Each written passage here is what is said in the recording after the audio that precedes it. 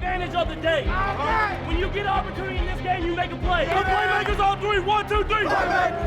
Touchdown, Kansas City! The Chiefs are right in the thick of it, baby!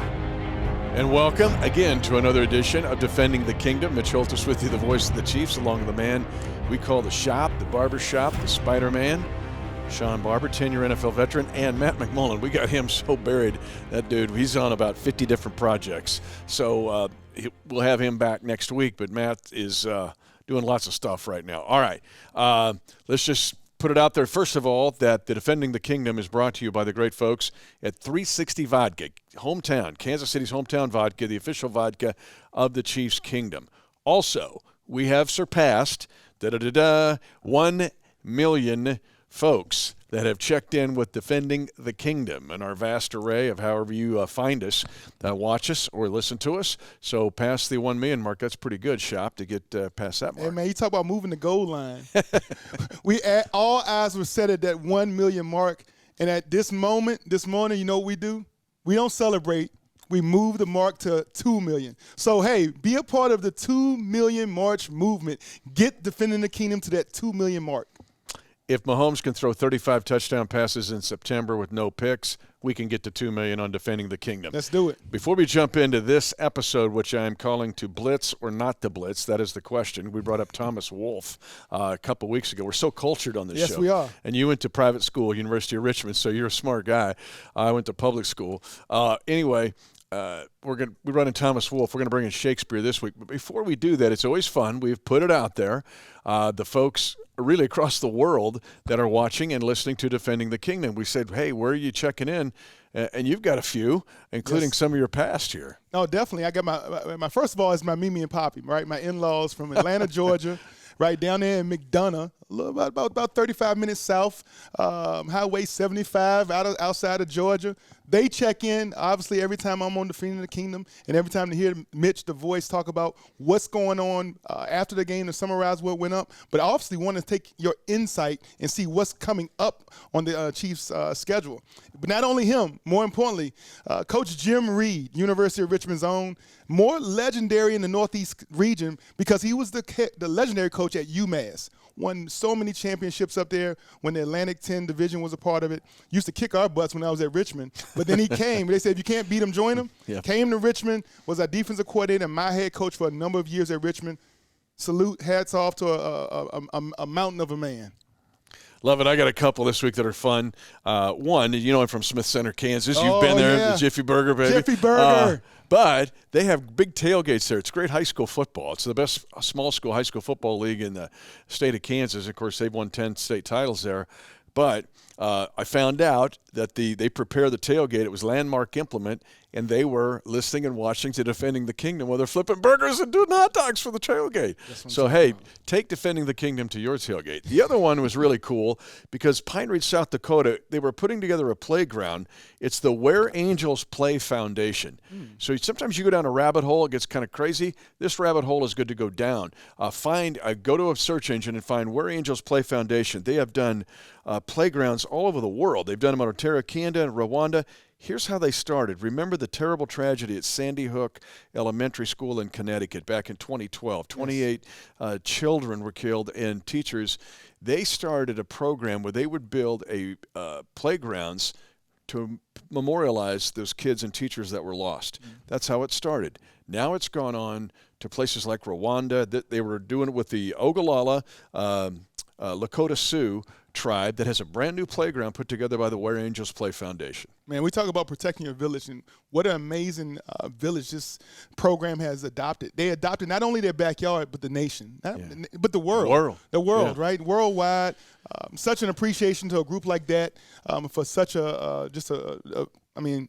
warms your heart to know that there's they've been able to make a positive impact off such a traumatic event. And what do they listen to and watch during breaks while they're on these playground jobs? Defending the Kingdom. These are Chiefs fans that actually are centered in New Jersey that love the Chiefs. All right, let's jump into this episode of Defending the Kingdom, and we're calling it To Blitz or Not to Blitz. So we're bringing in Shakespeare. We're bringing in the wisdom of your father, Smoke Barber. We just lost him last fall, but we're bringing in Smoke here because we want to talk about when is it proper to blitz or not to blitz. And why do we bring it up this week? Because to me, it is the story of the Ravens-Chiefs game on Sunday Night Football. No team has blitzed more than the Baltimore Ravens over the past 4 seasons. What do you think when you hear blitz or not blitz? Well, the first person that comes up to your mind is their D coordinator, right? Wink Martindale. He's a tremendous blitz architect. He builds a blitz package. It's so hard to know where he's coming from, who he's bringing, and how often he's bringing it. And a lot of time when he's not bringing pressure, it almost feels like he is because he wants to speed up the quarterback's internal clock. And so when the blitz and when not the blitz, I mean, against a guy like Pat Mahomes, there's almost no great opportunity, no great time, no great moment or situation in the game that's going to be advantageous to a defense to blitz because he has enough elusiveness to just get that extra step, that one extra click to allow his offensive guy to beat your coverage. And then, hey, it's a big play either for the defense or the offense. That's the thing about the blitz package you understand. It's going to be a big play. So either it's going to be a sack that sets up a second or third and long, or it's going to be a first down or a touchdown. And you got to have the right guys, the right dudes on that back end to allow yourself to blitz and leave those cornerbacks and safeties uncovered. But then you also have the right guys up front that can actually get there against one-on-one. And so to blitz or not to blitz, hey, man, it's like 6 or half a dozen. Which one do you want? Wink Martindale, and I respect him. He's been around the league a long time. But wasn't that like a game show host? Wasn't that like Drew Carey or Steve Harvey back in the day? It's like with the big, long microphone. Wink Martindale. Thought, man, he's coordinating the Baltimore defense.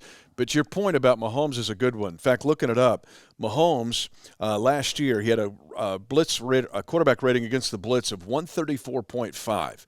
That was the best by any quarterback in 5 seasons. So it's like half does it. Well, maybe it's a whole dozen eggs because he almost like wants you to blitz. The process of a quarterback, when we talk about how to dissect the blitz, is first of all, you have to realize where they're coming from, who's coming, and do you have enough blockers to account for it? Those are things that the quarterbacks have to make a split-second adjustment and decision upon. And then you have to know how your offensive play matches up against the defense to know where you're going to throw the ball. What makes Pat Mahomes so special, everybody can say, it's the way his central processing unit, that CPU, right, it works on a whole different level. He's been at 5G for his whole lifetime when it comes to processing defenses and coverages and things like that. And being able to have the arm talent and mobility to get the ball there from any arm slots off your back foot. He doesn't need to step up and climb the pocket to deliver the ball 60 yards down the field, as we saw from last Sunday. That is It's an amazingly challenging situation for any defense to be in. He makes you pay. When you blitz and don't get there, your defense will pay. To back up your point, he was the second least blitz quarterback in the last half of the season last year. And when you saw it in the playoffs for Super Bowl 55, they weren't going to blitz him. Todd Bowles loves to blitz. He's like, I'm just going to get my animals to rush 4, and then I'm going to drop 7 into coverage. Against the Browns, I counted 61 snaps. They blitzed him only 12 times. Like they couldn't help themselves. But when they did, he had a 22-yarder to Tyreek Hill. The 75-yarder is a blitz where they're tired of getting Kelsey to eating them up, and they're like, let's give it a shot. And then he makes that play. So, but here are the Ravens. Like, this is what we do. Yeah. And that, to me, is the crux of this game. What will the Ravens do, and can Mahomes continue to do his magic against it? Well, pride is a they say pride comes before the fall. And so before the fall of the Ravens will come their pride. And you got to either stand for something or you'll fall for everything. And the Ravens, game in and game out throughout the season, have always stood behind their pressure package. They've been able to blitz everybody, get there. They even though you give up some big plays, they feel like the possession, it gets them the ball back. They have this amazing run game. They can eat up the clock. They can limit your possessions due to their offense being so good at just maintaining and possessing the ball. That has been their mantra. But they've had some great pass rushers. They've had a great D-line, great Patrick Queen, great linebackers. They've been able to be a part of that core over and over. Losing Justin Peters on the back end, say he has some good and bad qualities, but he's a tremendous asset to be able to go mano a mano against almost any wide receiver in this league. And for him to be lost for the season, maybe they just haven't adjusted right. You talked about last week against Monday night against the Raiders. It's going to be tricky to see what they do, who they match up against who, and how can they still design and develop some sort of pressure package against weapons like the Cheetah, Kelsey, even D-Rob and the other guys we got Pringle. We have so many weapons to come at them. It's hard for me to believe you're going to leave any of those guys on an island when you know that the advantage goes to the Chiefs. I'm going to further ask you more on this. Just a couple other notes on Mahomes against the Blitz, which is crazy. His average per play 9.1 against the Blitz since 2018. That's the best in the NFL by far. His passer rating against the Blitz since 2018 became the main starter, best in the National Football League. And to your point, we mentioned this is what Baltimore does. This is what Wick Martindale does. Last year, they had a game, the Baltimore Ravens, where they had 5 different defensive backs that got a sack. That had never happened in the history of the National Football League in 101 years. 5 different DBs. But you already mentioned Marcus Peters is out for the year. They didn't have Jimmy Smith against the Raiders either. So now you got some young guys. You still got Marlon Humphrey, a really good player. Those safeties are good, but I feel like they're better blitzers than cover guys.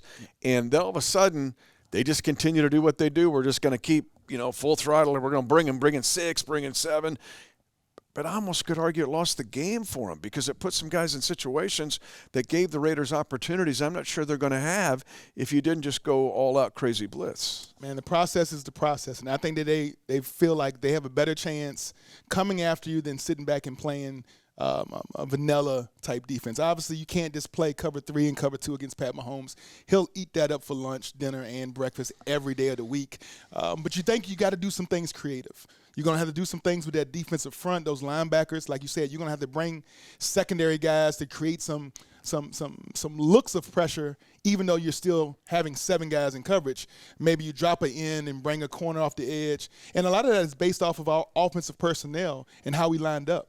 If we line up with tight ends and slot receivers too close to the box, well, that allows a corner or safety to act like he's in coverage, but still come maybe a delayed blitz, a delayed rush, different creativity, things like that creates pressure, and you're hoping that you're creating pressure that Pat Mahomes isn't ready for.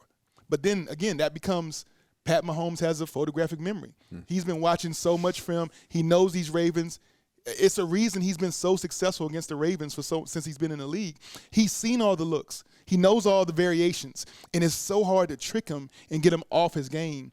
And it's just not done often. Even you do it for the first half, well, we got a halftime to go in and talk about it and rediscover it. He only needs a good quarter to put up 24, 21 points. And if you don't have a great enough league and you can't possess the ball, keep it out of Pat's hands, it's always has been so far a recipe for disaster. Part of the reason the Ravens have been the best blitzing team, and you alluded to it, they've had superior personnel. They don't have Matt Judon anymore, but they got Oweh. They used the trade. We get Orlando Brown Jr. from them. It's the 31st pick. They use it on a guy that is a kind of a blitzer guy. Even though he didn't have a sack his last year at Penn State, he got a sack in the game against the Raiders. Their bigs are good. Calais Campbell is still there. Dude's a moose. And then you look at Derek Wolfe. He's moose number 2. And then you've got Justin Houston now in there. With a little edge. He's going to have an edge. He's going to come. He's going to have a little bit of a axe to grind against the Kansas City Chiefs, but you look forward to that. Who doesn't have an axe to grind against the Chiefs? How successful that we've been over the last few years, right? And so when you find yourself being not a part of what is going on here, not a part of the package, whatever direction the team has gone, and you decide that, Justin Houston, you're not really part of the future. We commend you, and we thank for everything you've done for the Chiefs kingdom. You're part of the foundation, but you're just not part of the future.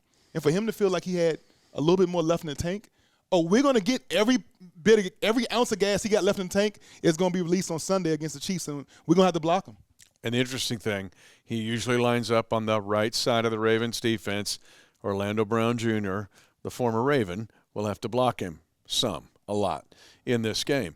But you mentioned Queen. I love Queen coming out of LSU as a linebacker. He had a middle gap blitz that was outstanding against the Raiders. It was like 1,000, nope, gone, dead, plays dead. But let's bring up the point of the Chiefs' young offensive line here. Let's flip it back now to the red and gold side. I really like what they did in the middle of picking up A-gap blitzes against the Browns. I thought they did an excellent job. Patrick talked about on the Monday night show, Kingdom show that I did with him. He's worked so hard on pocket presence, stepping up into the pocket. Trust's going to pick those up. But how much, because the Ravens do bring calculus 3 in blitzing to a young offensive line, do they want to play some mind games and kind of mind jack those guys in the middle and try to get some of those A and B gap blitzes? So it's multiple ways you can pick up blitzes and pressures, but what you want to do is either decide it's going to be a big on big where our line is picking up their D line, or you're going to slide the protection, which means we start the center, he counts the mic, and if you're my guard, you got the next guy beside the mic, you've my tackle, you got the third guy out, and we just count them off 1, 2, 3, and we got those 5. Anybody else has come, that's the running back, tight end's position to pick up. So there's 2 different ways to do it, slide protection or man-on-man. And how we choose to do it has to do with how much time we need for Pat to have back there. Obviously, in a man-on-man type thing, it's a little bit easier to have those one-on-ones get immediate pressure on the quarterback. But usually when you slide, sometimes they don't bring enough, and now we got some free guys that can go help, and that seems to create a little bit longer time clock for Pat to get rid of the ball. And Baltimore does it both ways. They bring a lot of pressure up those A gaps, like we saw from Queen against the Raiders, and that's going to test Creed Humphreys, right? As a center, he's going to set the coverage, he's going to set the protection, and he has to be able to work pass guys off, work combo protection blocks, and when he's free, he's going to have to clean the pocket up. Sometimes when a defensive line is sitting there trying to get his hands on the ball, it's not good. You got to clean him up. You got to force that guy to keep his hands down so that we can complete passes. So our offensive line is going to be challenged early, but these guys are young and hungry, and they've been asking I think over and over since training camp, keep giving us, keep feeding us. Feed us more and more and more and more so that we can go out there and produce and put up the third or fourth, only 2 or 3 teams scored more points than we. And I think that a lot of people thought we struggled, right? We struggled offense. We wasn't really clicking on all pistons, but we still end up in the top 5 and scoring each week. So it's going to be so hard to think that there's any defensive scheme that's going to do anything besides maybe, be more of a speed bump for the Chiefs rather than actually stop Pat Mahomes in our offense. Talking about cleaning up the pocket, one of the things I kind of like to see is Trey Smith clean up the pocket, because what he'll do, the Chiefs rookie right guard, he'll put you in the garbage disposal and turn on the switch. Pocket is clean, and you're just kind of like a bit of ash. I know what play you're talking about. You like that one? No, Pat you were a Mahomes. linebacker. You were a linebacker. You didn't like it. He ear-holed that dude. Ear-holed him. The Pat Mahomes scramble for the touchdown. If you ain't seen it, Go watch it. the last block at the goal line, Trey Smith. Garbage disposal. Guillotine. He took the guy's head off. The guy was laying on the ground throwing up an imaginary flag. I thought it was the white flag. He was like, "It's over. I'm done. Bring the cart out here. Scrape me up off the field." A Mack truck just hit me, and I don't know the license plate. I don't know anything else about it, but it was amazing. Let's bring a couple football-y nerd things here, because you talked about, hey, I'm going to block the third guy over. Oh, yeah. So many times people say, why is the quarterback pointing to that guy? Well, he's identifying the mic. How much of your counting system here is I'm going to identify 44 is the mic, 44 is the mic. Now all of a sudden the line does their protection based on the scheme you've got called off the counting system, but my beacon of counting is off that whomever the quarterback dictates, count off this guy. And that's why everybody has to be on the same page. And it's not even – you don't want to be on your page if you think it's right. If everybody sees things through Pat's eyes, see it the way Pat sees it. If they got a stacked alignment, then the guy at the line is the next number, right? It's not the guy coming off the line. So that's going to be 0, 0, 1, 2, 3. Don't get it mixed up and leave a free hitter. See it through Pat's eyes. However he wants. We watch film together. Pat, how do you see this defense looking? All right, that's my 0. Like you said, 44 is a 0. So that means the DTs are 1s, and then the 2 linebackers are 2s, ends are 3s. Okay, let's go run protection. Boom. Well, how about that guy stacks? Well, if they stack, let's go ahead and slide right. Let's simplify it. If they do too many movements and knives and edges and ETs and TEs, all these different type of stunts, well, we're just going to slide the protection, buy me extra second, and we're going to make them pay with a double move. That's how it's done each and every play, every week as we prepare for a different team, a different defense, it's all about seeing things. Coach Bieniemy, Coach Reed, they see things through Pat's eyes because how he calls it and sees it, that's how you execute. And you want these young offensive linemen now are going to face the best blitzing team in the NFL, the Calc 3 blitzers, I call them, of the Baltimore Ravens, to see it through Pat's eyes. Make sure that counting system is good on who's the zero, who's the beacon, who do we set our time off of our blocking numbering system. All right. Okay, let's go to the other side of you being a defensive player. Okay, I know we horrified you with the ear hole shot by Trey Smith and talking about garbage disposals. You played defense in this league for 10 years. When I ask you about this week, or let's talk about blitzing in this game, because I think it's the biggest thing of this game, your eyes lit up. Let's talk about what makes a good blitzing team. Why have the Ravens, other than the personnel, and they got a lot of new personnel here. They're trying to figure this out just with their injuries and the salary cap and such. I mean, they can't pay Matt Judon. All right, so what makes a good blitzing team with even personnel? Well, it talks about, first of all, you said it first, it's personnel. You got to have the ends and the corners to be able to bring pressure. You got to have the ends that can get there, and then the corners that can reroute and stay with these receivers. That's the basic first priority of any blitz package. Make sure you get some solid rush ends and make sure you get cornerbacks to have great feet that can mirror and they can run and make plays on the ball down the field. After that, it becomes a little bit of a chess, little cat and mouse game because you have to work a disguise. You have to make something look like something else in order to make that quarterback hold the ball just one extra second. The way these quarterbacks have been trained and all the film study, the offensive quarterback, everybody knows what everybody does now. So you got to make your blitz cover 1 look like cover 0. You got to make your cover 0 looks like 3 deep. You got to make your 3 deep look like you're bringing pressure. And the Ravens will do it over and over again where they have 8 guys at the line of scrimmage. You only got 5 to block. You bring a running back, you bring a tight end, that's 7. They still got 1 more. So you have to, through film study, figure out which of these guys, there's some tendency, whether a guy has his feet in the wrong position or the way a guy's a yard or 2 outside of the line of scrimmage, there's something they're giving away where you can determine who's coming and who's not. And even when you don't determine that and there is a free hitter, you have to have a person at the quarterback position that can acknowledge that and know he has to get rid of the ball. Sometimes one of the best plays in football is an incomplete pass. You don't take the sack, you live for another down, and you wait for the next time they show that same look, and then you make them pay. And I think that's the maturation process we're seeing right now in Patrick Mahomes. I think from 2018 to now, that very thing, and it continues to progress. He's not there. It's not a finished product. He admits it. But that very fact is what we're seeing Patrick do better. Just throw it. It's incomplete. You got, is 2nd and 10 bother you? It don't bother. 3rd and 10 bother Mahomes? It doesn't bother him. And when he sees it again, that memory kicks in. But going back to, let's talk when blitzes don't work. And when they don't work, I mean, wow, you talk about risk-reward. And again, I think the Raiders lost or won the game, and the Ravens lost the game because of the fact that Derek Carr thought it's going to be cover 0. Man, this is a blitz 0, and I got trips over here. If I just bump Humphrey enough, which they did, I have 40 yards of the field to throw to my dude. It's just like the Patrick Mahomes play to Tyreek Hill. Yeah. When I saw it, I'm like, what are the Ravens doing? They just handed the game to him. Man, it always happens when you say in some of the most critical moments because I believe that there is that mentality of the last thing I want you to do is be able to continue to hold the ball and wait for receivers to uncover when it's a do or die down, when it's a crucial 3rd down, a crucial drive in the game. You want to make that quarterback's internal time just pick up. You want him to deliver the ball before he's ready. That helps the defense to make plays.